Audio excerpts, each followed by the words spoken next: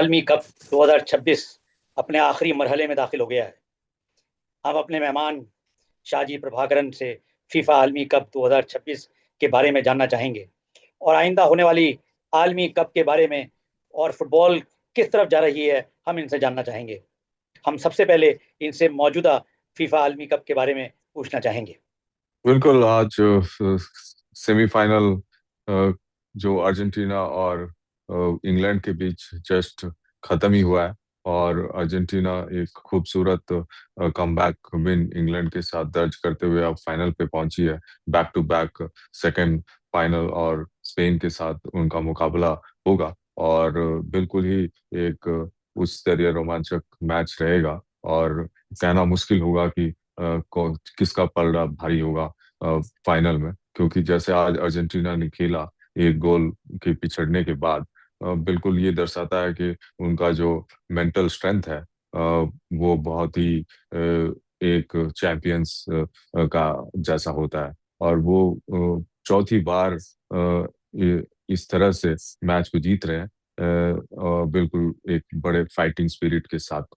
और इंग्लैंड को ऐसा लगा कि एक गोल करके वो बिल्कुल जीत जाएंगे मैच में। लेकिन उनका जो अप्रोच रहा डिफेंस सिर्फ हो गए, और उसको उसका उनको खामियाजा भुगतना पड़ा। और 2 गोल से 2 गोल खा गए आखिर में। और अर्जेंटीना की जीत हुई। और स्पेन ने बहुत अच्छा खेला फ्रांस के खिलाफ। और इस तरह से स्पेन ने फ्रांस को सरप्राइज किया, जो कि फ्रांस को उम्मीद नहीं थी कि उनका जो मिडफील्ड है उसको बिल्कुल वो डोमिनेट करेंगे। और जो सप्लाई लाइन है एम्बापे के लिए, वो बिल्कुल ही ब्लॉक कर दिया गया और उनको फ्रस्ट्रेट कर दिया गया। और बिल्कुल एक तरह से बहुत कामयाब रहा उनका टैक्टिक्स। और ये अच्छा फाइनल होगा। और बस 19 की रात को और एक और मौका, आखिर मौका मिलेगा हमें फुटबॉल के एक उस तरह फाइनल देखने का। फीफा आलमी कप 2026 पहली बार 48 टीमों के साथ मुनक़्क़द हुआ। आपकी नज़र में क्या ये नया फॉर्मेट कामयाब रहा? क्या ज़्यादा टीमों की शमूलियत से मुकाबले का मियार या स्टैंडर्ड बेहतर हुआ और टूर्नामेंट गैर ज़रूरी तौर पर लंबा नहीं खिंचा? 48 टीम का जो मुकाबला रहा एक तरह से कामयाबी रहा, क्योंकि अच्छे मुकाबले रहे, क्वालिटी ऑफ फुटबॉल अच्छा रहा। एक ही ऐसा मैच रहा जहाँ पे स्कोर 7-1 का था, जो जर्मनी और कुरासाओ का। बाकी सब ज्यादातर मैच देखेंगे तो कोई भी ऐसा मैच नहीं था जहाँ पे ज्यादा स्कोर बड़ा रहा हो। और हर टीम ने ये इवन कुरासाओ ने भी अच्छा प्रदर्शन किया। उन्होंने एक ड्रॉ किया। और बहुत ही अच्छा रहा। और एक तरह से 48 टीम का जो वर्ल्ड कप इस बार हुआ, वो बिल्कुल ही कामयाब था। और एक तरह से ये सिद्ध हो गया कि 48 टीम का जो डिसीजन था वो सही था। और जो फुटबॉल का लेवल था और जो जुनून देखने को मिला और जो परफॉर्मेंस देखने को मिला, हर तरह से ये कामयाबी कहा जाएगा। क्या फीफा के अंदर फ्यूचर में वर्ल्ड कप में शरीक टीमों की तादाद मजीद बढ़ाने पर गौर हो रहा है? अगर ऐसा है तो इसके मुमकिन फ़वाइद और नुकसानात क्या हो सकते हैं? देखिए, ऐसा साउथ अमेरिकन जो कॉन्फेडरेशन है उनकी तरफ से प्रस्ताव है क्योंकि 1930 में वर्ल्ड कप शुरू हुआ था। और 2030 में 100 साल पूरे होंगे। तो उस वजह से जो अगला वर्ल्ड कप है वो 3 साउथ अमेरिकन वेन्यू में एक एक मैच का पहले ही घोषणा हो चुकी है। तो अब साउथ अमेरिकन जो कॉन्फेडरेशन है वो चाहती है कि उनके जो सारे जो 3 वेन्यू है उनमें और भी मैचेस हो। और वो तभी का पॉसिबल है जब अगर टीमों की संख्या बढ़ाई जाए। लेकिन ये एक उनकी तरफ से प्रस्ताव है। लेकिन अभी तक ऐसा कुछ नहीं लग रहा कि 48 से 64 टीमें होंगी। और इसमें देखिए बहुत कुछ इसमें एक डिबेट होना पड़ेगा, तभी पता चलेगा कि किस रूप में होगा तो कैसे होगा। लेकिन मुझे लगता है कि अभी 48 टीम का ही वर्ल्ड कप रहना चाहिए, इसको बरकरार रखना चाहिए। और 64 टीम करो, अगर इन टीमों की संख्या बढ़ती है तो फिर आप कम करना मुश्किल होगा, क्योंकि ऐसा नहीं होगा कि एक बार के लिए आप 64 टीमें करेंगे या बढ़ा के 48 से कुछ भी करें, तो फिर उसको कम करने में दिक्कत होगी। तो वो अभी पता नहीं, मुझे तो ये 50-50 लगता है कि ऐसा कुछ होगा। लेकिन होगा तो फिर उसमें जो स्ट्रक्चर बनेगा उसके हिसाब से देखना पड़ेगा कि किस कॉन्फ़ेडरेशन में कितनी टीमें बढ़ती है और उसका रूपरेखा कैसे बनता है। तो फिर उसको एनालाइज कर सकते हैं कि इसमें नुकसान कम है या फायदा ज्यादा है। अभी कुछ कहना सही नहीं होगा, क्योंकि अभी तो फीफा की तरफ से ऐसा कुछ मूव नहीं है। अगर अब तक के पूरे टूर्नामेंट में कौन सा मैच आपके नज़दीक में सबसे ज़्यादा यादगार रहा और क्यों रहा? अगर एक टीम का इंतखाब करना हो तो आप किस मुल्क की कारकर्दगी ने आपको सबसे ज़्यादा इम्प्रेस किया? देखिए, बहुत सारे मैच ऐसे रहे हैं जो बहुत ही उस तरह रहे हैं। और जो मैक्सिको इंग्लैंड का मैच था राउंड ऑफ 16 में, जो मैक्सिको सिटी में रहा, वो मैच बहुत ही अच्छा उस तरह का था, अच्छा कॉम्पिटिटिव था। और फिर जो केप वर्डे के साथ अर्जेंटीना का मैच हुआ, 3-2 से जो अर्जेंटीना जीती, वो भी बहुत अच्छा रोमांचक मैच रहा। और बहुत सारे ऐसे मैच थे जो एंटरटेनिंग थे, क्लोज थे और बिल्कुल हाई ड्रामा था। लेकिन ये दो मैचेस मुझे ज्यादा, आप अगर कहेंगे कि कौन से दो मैच हैं, तो ये दो मैच बिल्कुल स्टैंड आउट करते हैं। और देखिए, जैसे तो पहले तो मुझे लग रहा था कि फ्रांस ही सबसे बढ़िया खेल रही है, बिल्कुल कोई उनमें कमियां नहीं दिख रही है।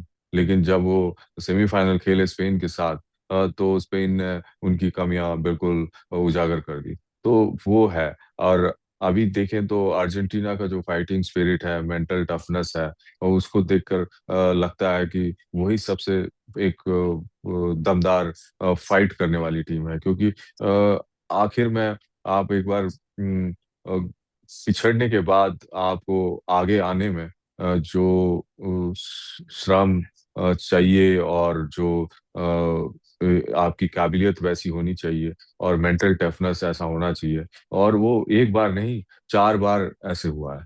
तो ये दर्शाता है कि बिल्कुल कि अर्जेंटीना की टीम एक मजबूत यूनिट है, क्योंकि उनका जो एकजुटता है वो बहुत ही हटकर है दूसरी टीमों से। और उस वजह से वो कमबैक कर पा रहे हैं, आखिर के क्षणों में जीत पा रहे हैं, और रिजल्ट उनको मिल रहा है। तो ये कमी देखने को मिलता है कि आप एक बार कर लेते हो, 2 बार कर लेते हो, लेकिन आप फिर से दोबारा दोबारा चौथी बार करना आसान नहीं है।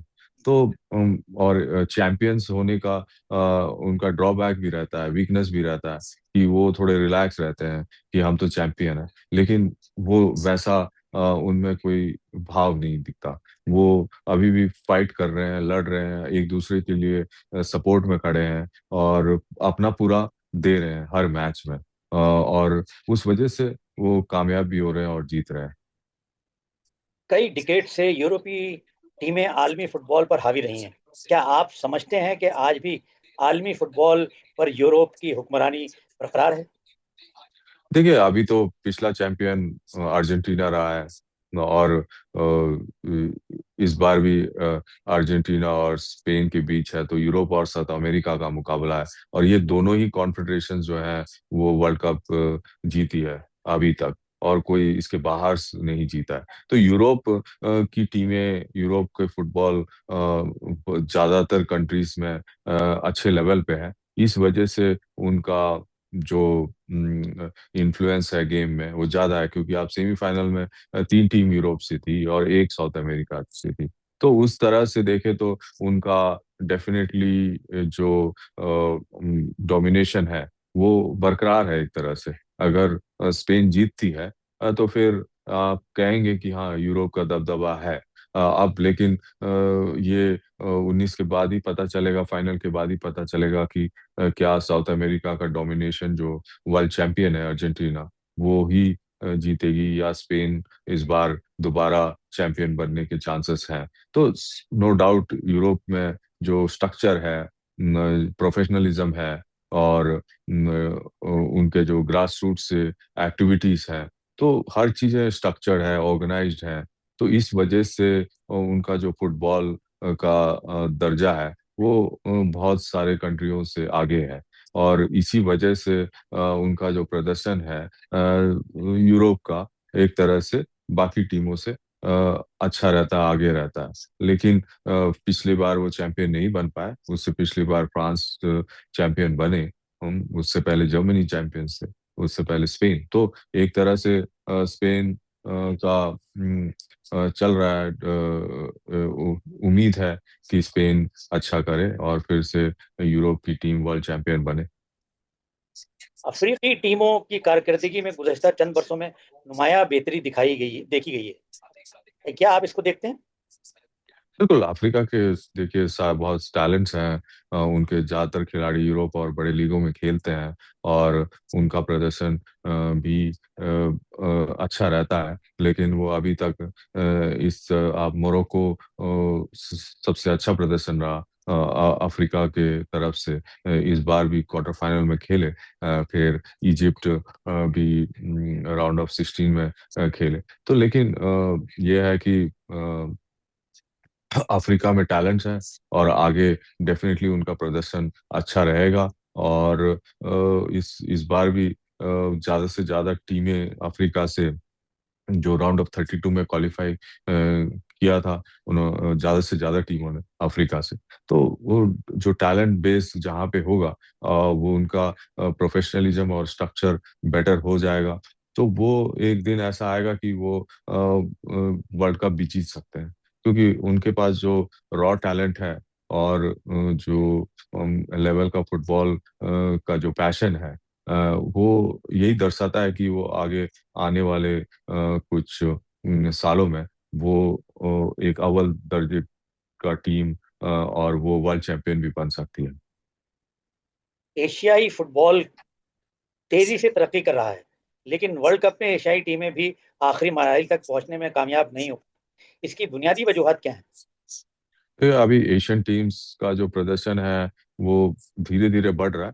लेकिन हमारा जो कॉम्पिटिटिव एनवायरनमेंट है एशिया में, वो और उस पे बहुत ज़्यादा इम्प्रूवमेंट की ज़रूरत है। जैसे सऊदी लीग है, और जे लीग है या कोरियन लीग है, फिर ऑस्ट्रेलिया ये लीग है। तो वैसे जो हमारा डोमेस्टिक स्ट्रक्चर, डोमेस्टिक जो लीग्स हैं उसके उसमें जो सुधार होगा, उसमें कॉम्पिटिटिवनेस आएगी, और ज़्यादा से ज़्यादा एशियन खिलाड़ी टॉप लीग में खेले, तो हमारा जो प्रदर्शन है वर्ल्ड कप में जाकर अच्छा होगा। और उम्मीद यही है कि अगले वर्ल्ड कप में देखेंगे कि एक एशियन साइड क्वार्टर फाइनल तक तो जरूर जाएगी, अगर सेमीफाइनल ना पहुंची तो भी। तो वो जो डेवलपमेंट हो रहा है एशिया में बड़े स्तर पे हो रहा है, और उम्मीद यही है कि एशिया का भी स्तर ऊंचा उठेगा, और इस पे बहुत देशों में अच्छा काम हो रहा है, डेवलपमेंट एक्टिविटीज चल रहा है। तो उस वजह से उम्मीद यही है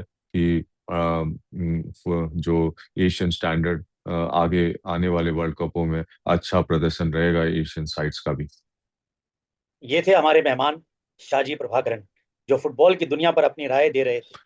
फीफा आलमी कप पर इनकी राय को देखने और समझने के लिए नाजरीन इस प्रोग्राम को देखते रहिए और चैनल को सब्सक्राइब कीजिए।